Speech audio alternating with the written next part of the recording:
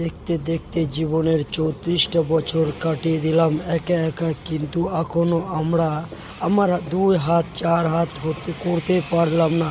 কবে যে 2 হাত 4 করতে পারবো, ভগবান যে কি লিখে রেখেছে কপালে সেটা আমি তো জানি না, কিন্তু ভগবান সেটা ভালো করে জানে। রাস্তা দিয়ে হাঁটছিলাম আর ওটাই চিন্তা করছিলাম। চিন্তা করতে করতে একসময় মনে হলো যে এই জিন্দেগি একদম বেকার জিন্দেগি। এই বেকার জিন্দেগিতে বেঁচে থাকার থেকে মরে যাওয়া অনেক ভালো। কিন্তু বাবা মায় আর ভাই বোনেদের মুখের দিকে তাকিয়ে আর কখনো এই কথাটা মুখে আনতে পারে না। সেই জন্য এই কাজটা কখনো কেউ করবেন না যে জীবনটা ত্যাগ করে দেবেন। কিন্তু এই দুঃখ কষ্ট যন্ত্রণার মাঝেও অনেক সুখ শান্তি থাকে। এই সুখ শান্তির মাঝে যেটা আপনি পাবেন সেটা আপনার হয়ে যাবে। যেটা আপনার নয় সেটা নিয়ে কখনো চিন্তা ভাবনা করবেন না। সেটা নিয়ে অযথা চিন্তা ভাবনা করলে আপনার শরীর খারাপ করবে বা আপনার দিমাগে অনেক প্রেশার পড়বে।